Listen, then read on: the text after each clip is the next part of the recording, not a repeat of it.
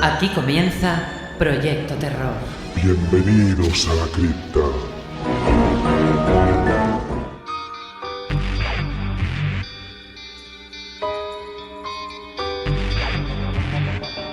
Hola, ¿qué tal, queridos amigos de la cripta de Proyecto Terror? Bienvenidos a un nuevo capítulo y en este episodio toca hablar de Mis malos queridos, la sección que lleva Helen the Reaper, que ya está aquí. Bueno, ella nunca se va de la cripta, es omnipresente, pero bueno, ahora se asoma a este micrófono ochentero que tenemos, por eso suena así como oís, y se asoma para contarnos la historia de uno de los protagonistas en su sección. Bienvenida, Helen, ¿cómo estás? Pues aquí andamos, como tú dices, asomando un poquito el hocico, dando el saludo pertinente a nuestros oyentes y dispuesta a poneros los pelos como escarpias. Los pelos como escarpias y los colmillos largos. Así que, sin mayor dilación, vamos a adentrarnos en un territorio, como suele ser habitual aquí, oscuro, y esta vez un territorio que nos lleva por las mentes más retorcidas que existen, ¿no? Son mentes retorcidas humanas que para nuestra desgracia existen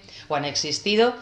Y hoy nos vas a hablar de un personaje que es más o menos actual, ¿puede ser? Sí, es bastante actual. No tengo noticias de que haya fallecido, pero cuando hablamos de que es relativamente actual es porque nació en el año 1936. Con lo cual, si no ha fallecido, la verdad que poco le quedará. Vale. Y entiendo que para estar en tu sección es porque ha cometido unas fechorías terribles. Pues sí, precisamente un Boy Scout no era nuestro protagonista. Le vamos a presentar y es Ricardo Barrera.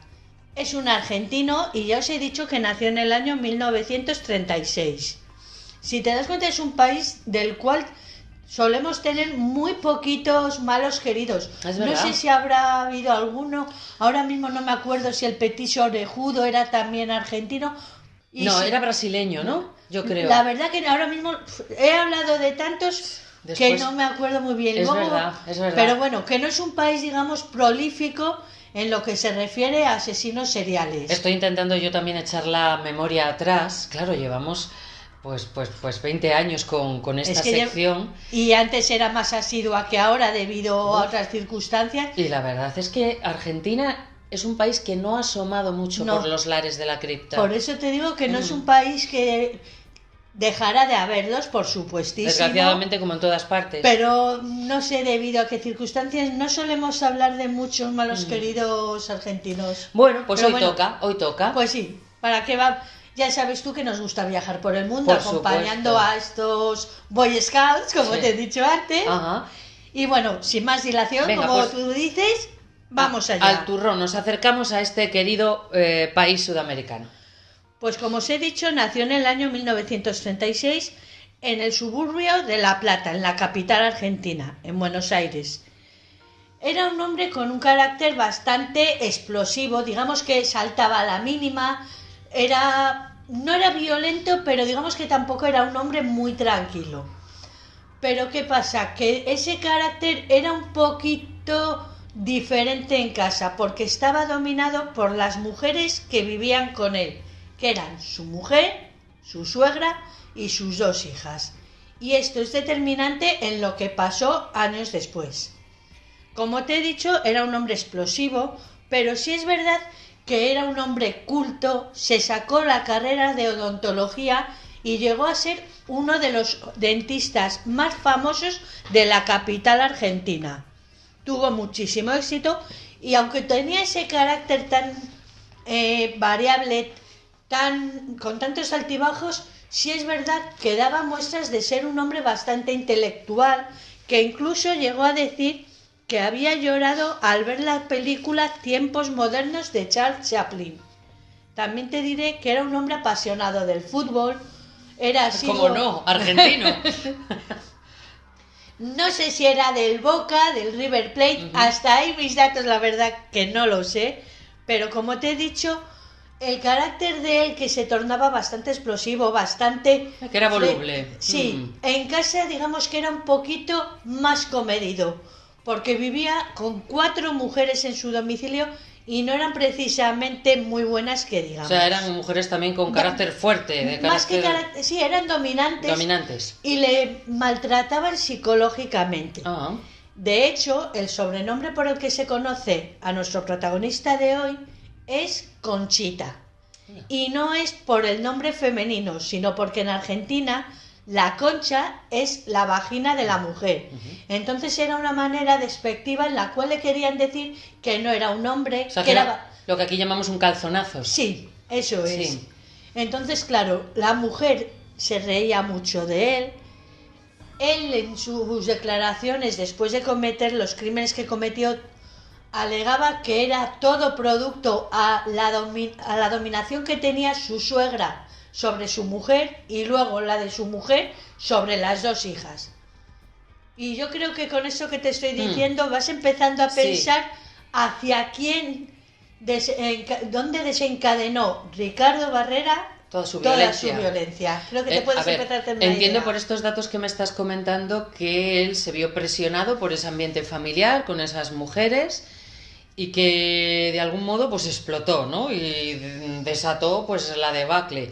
Entiendo que ese fue el modus operandi. Ojo, no estamos excusándole, ¿eh? Estamos intentando comprender y poner la un situación. poquito en situación. Exactamente. Porque luego el contexto, la psicología, cómo él afronta, bueno, pues esa situación suya personal y familiar. Dices que había una diferencia. Nos pasa a todos, no nos comportamos igual dentro que fuera de casa, pero parece ser que en el caso de este hombre había una gran diferencia. Sí, ¿no? era dentro, una gran dicotomía la que afuera. había. El matrimonio en sí estaba roto, el matrimonio con su mujer Gladys estaba roto y él tenía un amante desde hacía tiempo. Como he dicho, el matrimonio estaba roto y habían acordado entre Ricardo y su mujer Gladys que casi todo el apartamento iba a ser para uso y disfrute de ella, su madre y las dos hijas, y él iba a disponer simplemente de lo que era el despacho donde ejercía sus labores de odontólogo y un pequeño área, digamos, para que él tuviera un poquito ahí de resarcimiento. Que aunque hacían algunas cosas de vida en común, básicamente eran vidas separadas las que había en el matrimonio. Wow, pues con ese ambiente, vivir ahí todos juntos, claro, era una bomba de relojería. Las hijas de este matrimonio no eran niñas precisamente, eran dos chicas de 24 y 26 años que ya tenían su vida laboral labrada. Una siguió los pasos de su padre y la otra llegó a sacarse la licenciatura de Derecho. Entonces, si te das cuenta, estamos hablando también... Todos adultos. Sí, todos adultos, y no estamos hablando de una conducta que parece que se repite bastante, que es infancia marginal, carencia de estudios. Aquí no, estamos hablando... Tenían de un buen hombre, nivel de vida. Sí, ya te digo que resultó ser uno de los dentistas más famosos de la capital argentina, incluso de otras ciudades. Vamos, que se hizo un nombre. Sí. Se hizo un nombre. Como te he dicho, las discusiones eran constantes. La que más metía el dedo en la llaga dentro de esas discusiones era su suegra, que tenía en aquel entonces ya 83 años. Como te he dicho, vivían todos en la misma casa, solo que hacían bastante vida separada. Y llegamos al día de los hechos. Pasamos al día 15 de noviembre de 1992. Nuestro protagonista se despertó y le dijo a su mujer que como ese día no trabajaba, iba a quitar las telarañas de los techos que veía que se empezaban a acumular. Hasta ahí todo normal. De no ser porque la mujer le dijo: sí, cositas así es lo único que sabes hacer, Conchita, que no vales para nada más. No son las palabras textuales, pero para que os hagáis Más una o idea menos del contexto.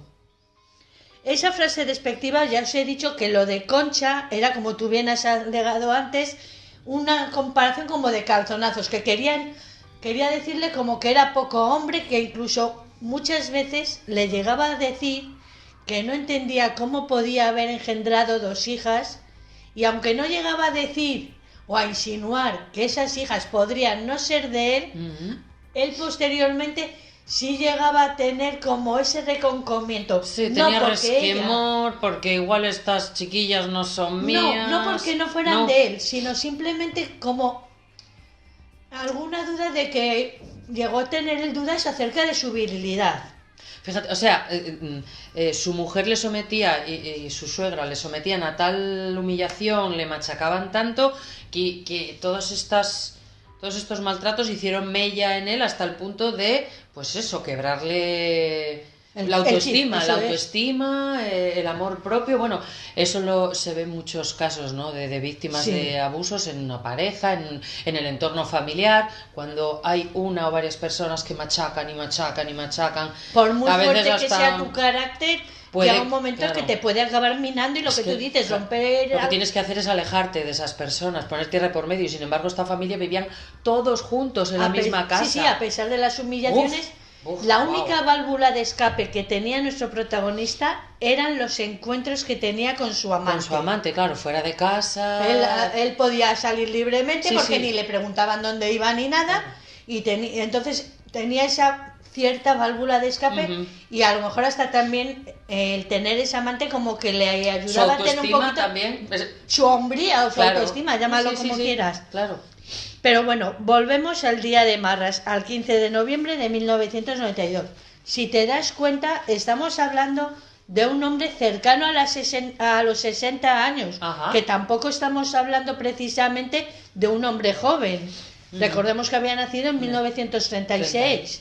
Entonces son sobre 55 años, era un hombre adulto. Sí, sí, hecho y derecho. Eso es. Esa respuesta, como te he dicho, eran cosas habituales que le decía la mujer, sus hijas también, sobre todo una de ellas, pero la que más metía el dedo en la llaga con esos comentarios y la que más le gustaba y disfrutaba hiriéndole en ese amor propio era la suegra. ¿Qué hizo? Pues decidió que en lugar de hacer eso, pensó para sus adentros que la Conchita, en lugar de hacer eso, iba a hacer algo más de hombre para demostrarse que realmente era el hombre de la casa, y decidió ir a coger una cizalla para cortar las parras, para podar un poco lo que era el jardín. Es más, se dio cuenta, como posteriormente declaró, que su hija Adriana, la que estaba en la cocina con su madre, incluso se rió ante el comentario que le hizo la madre, menospreciándole. Sí. Como que no le aunque tenía una hija con la que tenía un poquito más de relación, tampoco era una relación paternofilial, digamos, al uso, porque también colaboraba en las burlas, se reía, no le defendía. Entonces, que aunque había momentos en los que estaban los dos solos, que podía llegar a haber cierta complicidad, sí es cierto que tampoco era una chica que era fiel 100% a su padre. Es más, en las declaraciones que hizo Barrera cuando fue detenido, dijo que eso de llamarle Conchita empezó porque debido a la dejadez de su mujer hacia él, era él quien se lavaba la ropa, quien se la planchaba, quien cosía los botones de las prendas que se le caían, e incluso en numerosas ocasiones era él quien se tenía que encargar de hacer la comida para todos los de la casa, aunque al final terminó haciendo solo la suya. Entonces, claro, el hacer labores, digamos, que tradicionalmente eran femeninas, empezó a motivar, o empezó a aumentar, mejor dicho, esas burlas de las mujeres de la casa hacia él. Como te he dicho, decidió dejarlo de las telarañas e ir al garaje a por una cizalla para podar los setos, porque pensaba que esa labor era algo más varonil. Más masculino, ¿no? Sí. Más de fuerza, más de... Ajá. Entonces, cuando fue a buscar las tijeras de podar, se encontró con algo que no se acordaba que tenía. Una escopeta calibre 16 que su suegra le compró en los primeros años de matrimonio. Cuando se llevaban bien. Sí, Ah. en los primeros años de matrimonio con Gladys, con su mujer, Sí. en un viaje a Europa. Y no solo estaba la escopeta, estaba toda la caja de cartuchos. Bueno.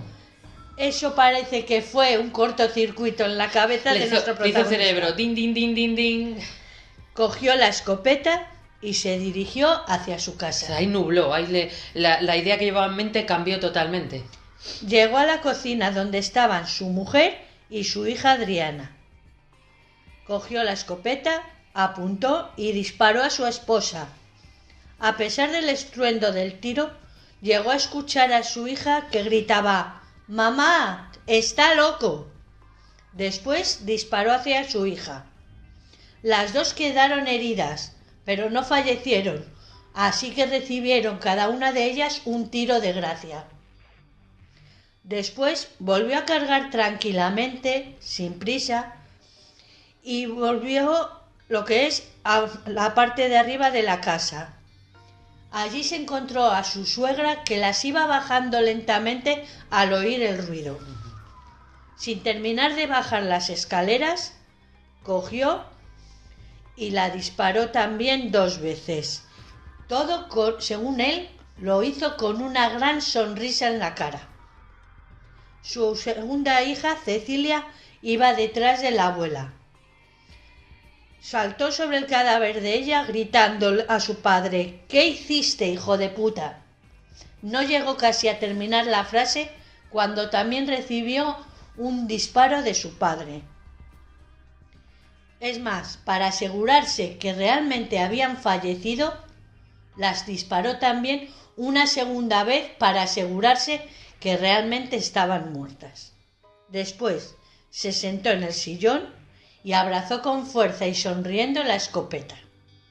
Estuvo allí bastante tiempo y pensó que lo mucho que le hubiera gustado hacer eso tiempo atrás y lo tranquilo que estaba pudiendo disfrutar de la totalidad de la casa.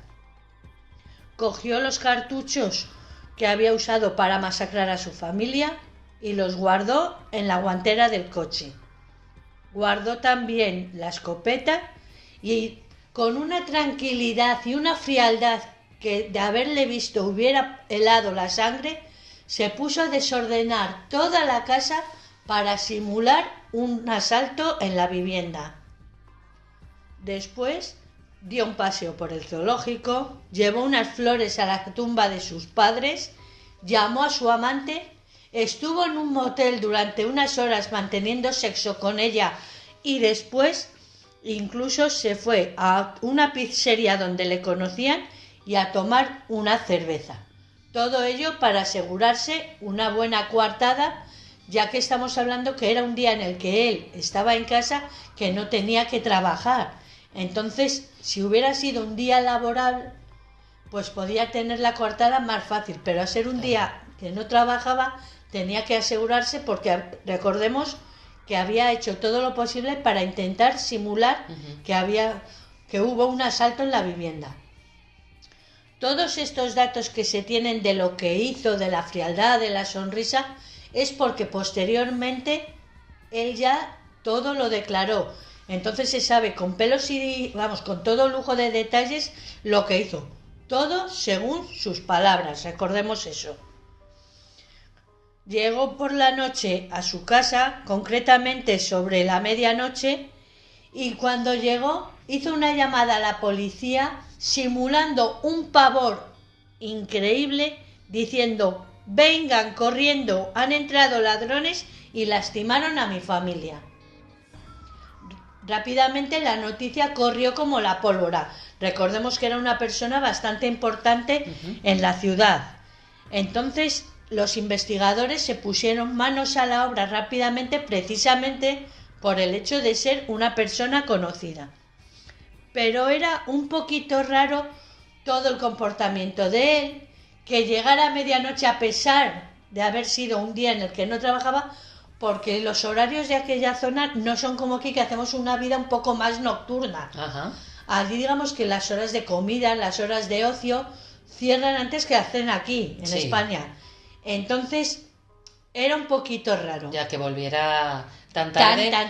Y además entiendo que estaba en su día libre, pero al día siguiente ya tendría que ir a trabajar. Eso ya no lo sabemos. sé, eso ya no lo sé. Claro. Sí te puedo decir que hubo un comisario que le olía un poquito todo a chamusquina. Y además supongo que los investigadores pues como tú has apuntado, observarían también su comportamiento, cuando le tomaron declaración, bueno... O las miradas, el lenguaje corporal, detalles que saben ellos que nosotros desconocemos. Sí, que algo les olió raro. Pero a este comisario, como te he dicho, este comisario de nombre Ángel Petty, había algo que no le olía muy bien. Entonces le invitó a tomar un café en el despacho para hablar tranquilamente pues de cómo se encontraba, de cómo estaba, y sutilmente pero sin rodeos, le dio una copia del Código Penal en la cual aparece la inimputabilidad de las personas que no distinguen la realidad o no saben lo que hacen por locura temporal o por otras circunstancias, es decir, lo que aquí conocemos como enajenación mental transitoria. Tú puedes tener lo que tú apuntabas antes, un comportamiento en el cual te están machacando día tras día tras día, llega un momento en el que todo peta, tienes un cortocircuito, un brote ahí y que no eres consciente de lo que haces o de lo que no haces. Entonces ha habido muchísimos casos, ya hemos hablado también de algunos, en los cuales se habla de eso, de enajenación mental transitoria, en la cual no pueden ser castigados con penas de cárcel, pero tampoco quedan libres, sino que van a sanatorios mentales. Sí, tienen que tener algún tipo de control. De medicación, de control X. Sí. Entonces, este comisario le dio eso. Y le dijo, léalo en voz alta. ¿Cuál fue la reacción de nuestro protagonista? Según terminó de leerlo, dijo, sí, yo las maté. O sea, esa acción de ese policía sirvió para conseguir la confesión. Sí. Qué curioso. Entendió, yo creo. Él no era un hombre tonto y entendió que los investigadores o eran más tarde personas... o más temprano... eran profesionales, sabían lo que tenían entre manos y que, bueno, la coartada que él se buscó, que no se sostenía. Es decir, yo creo que de alguna manera le hicieron ver que su posición no era tan ventajosa para él, sino que, mira, te tenemos pillado. Es más, yo creo que hasta fue beneficioso para él, porque desde mi punto de vista, por lo que ya voy entendiendo un poco a lo largo de los programas, que voy metiéndome un poquito en lo que es la psicología esta, yo creo que de haber seguido los investigadores en la causa y haber encontrado todo, haber investigado, igual sí que hubiera tenido una pena más fuerte que la que tuvo. Entonces, igual intentaron así, pues lo que hablábamos, tener el eximente de la enajenación mental transitoria.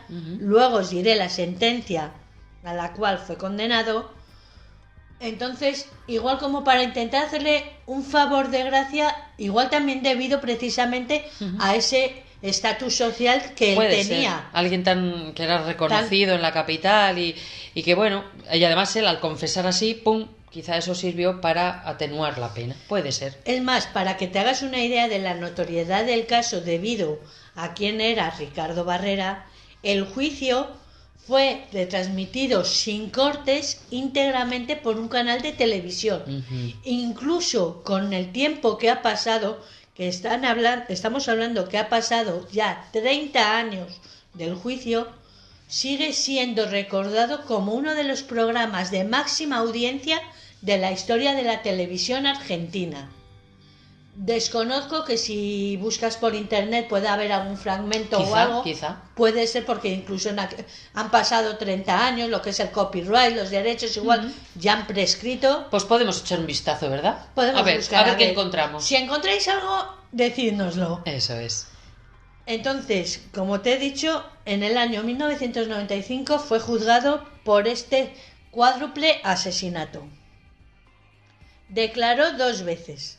La primera vez dijo que la última persona a quien mató era su suegra, pero al final dijo que no, que la última a la que había matado y que le dio no pena ni lástima, sino que le costó un poquito más apretar el gatillo, fue a su hija predilecta, su hija mayor, que fue la que siguió su carrera de odontología. Es más, que en un principio quería herirla para ver si la convencía, pero que al final las palabras que dijo ella cuando vio que había matado a su abuela, ese insulto que le hizo, fue determinante para que realmente dijera, también la tengo que matar, y así fue. Es más, vieron que los jueces pensaron en un principio que igual todo hubiera sido un motivo económico.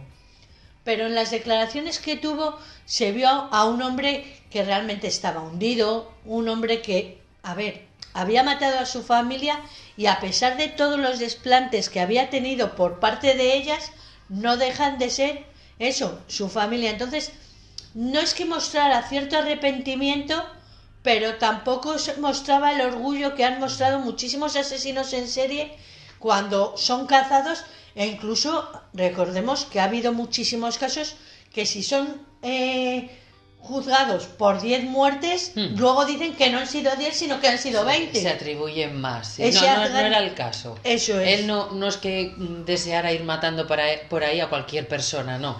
La violencia fue contra su propia familia, ese núcleo familiar que, bueno, pues era agobiante, era opresivo, le humillaban y que, bueno, como hemos comentado antes, explotó y ya está, porque él parece ser, y por lo que nos has comentado tú, que él encontró cierta paz después. Sí, pues según declaró él... Que no es que saliera a la calle con la escopeta y siguiera matando, no. Él acabó con su familia y a partir de ahí se apagó la vela. El karma, digamos que, no, sino lo que es el nirvana, alcanzó el nirvana. Se libró de las personas que para él... Era esa carga psicológica. Exactamente, eran su tormento y ya está. Y se acabó. Como se suele decir, muerto el perro, se acabó la rabia. Exactamente. Es más, el mayor tiempo que estuvieron deliberando para ver la sentencia en este juicio fue el saber si era una persona plenamente cabal en el momento de los actos o como quiso empezar a intuir ese comisario que tuvo esa corazonada, a ver si tuvo esa enajenación que le provocó el chispazo, igual ese último comentario, el que coincidiera que encontrase la escopeta, porque no fue a buscar la escopeta.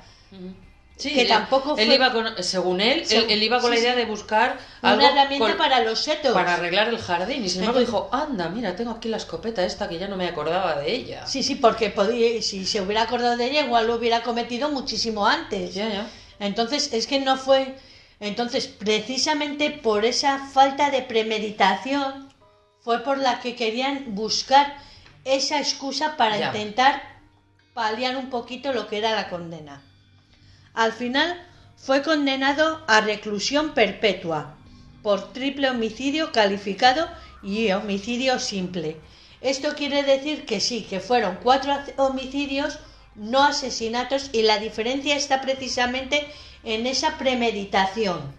Entonces, no fue tanta enajenación mental, no fue tan chispazo, pero digamos que algo había para que provocase ese desencadenante.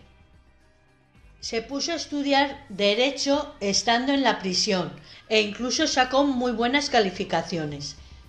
Era un preso bastante modelo, bastante querido y respetado, pero siempre había alguno que le seguía llamando Conchita, y cuando eso alegan algunos guardias de la prisión, como que se le veía como un pequeño cambio de gesto. Sí. Que no llegaba a explotar, no llegaba a hervir esa evolución que tenía en el carácter de la que hablábamos al principio, pero que sí se le veía como que le hacía, le resquemaba. Que le hacía daño. Recordemos que ha pasado a la historia de los criminales precisamente con ese sobrenombre, el Conchita. Es más, él hizo declaraciones posteriores y con el tiempo fue liberado de manera puntual, es decir, digamos que empezó a alcanzar en el año 2008, debido a su avanzada edad y a su buen comportamiento, lo que se llama el arresto domiciliario. Es decir, ya no iba a estar en la cárcel, pero no podía salir de su domicilio. Y ya en este momento contaba con más de 70 años.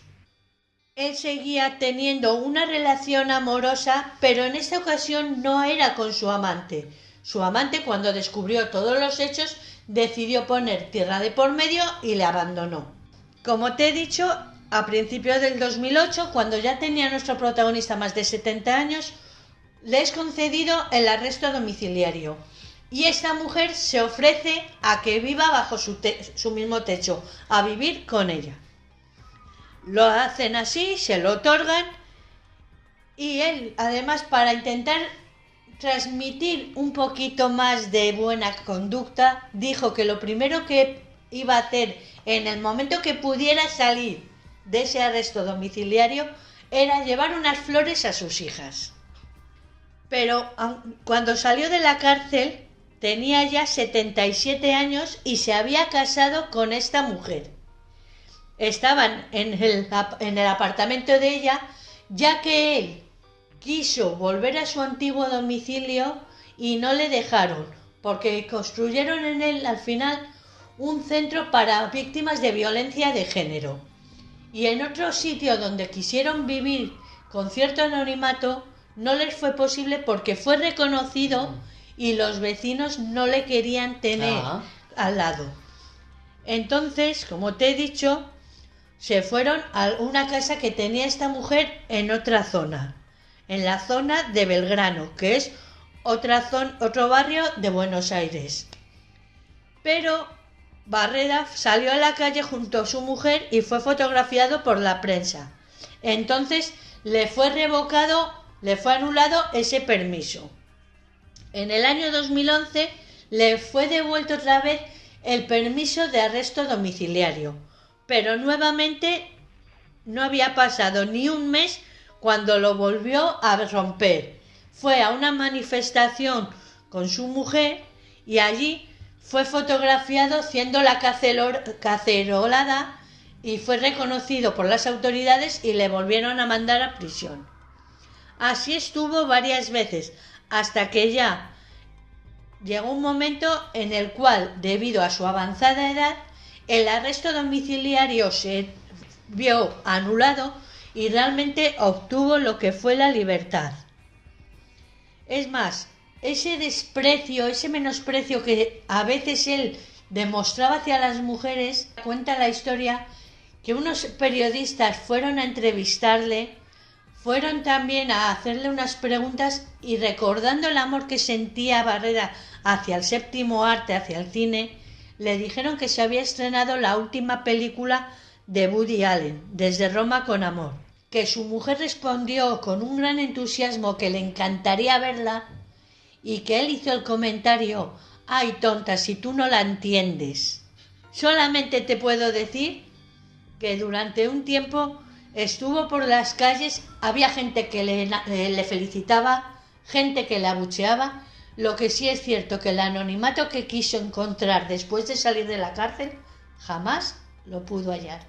Pues nada más que añadir. Esta es la historia, esta ha sido la historia del protagonista hoy en la sección de Helen the Ripper, Mis malos queridos. Y como suele ser habitual, querida, nosotras vamos cerrando, apagando las luces, apagando las velas, echamos las cortinas y nos vamos a nuestro salón de té para disfrutar de una buena absenta. ¿Te parece? Es lo que te iba a decir, a tomar la absenta. Pues nada, nos despedimos de nuestros queridos oyentes. Hasta la próxima. Hasta la próxima. Y ya sabéis que os esperamos, efectivamente, en la próxima. Mientras tanto, que las amables sombras os acompañen.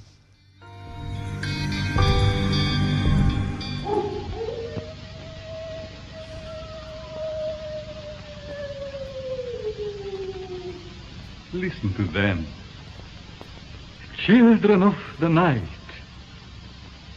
What music they make.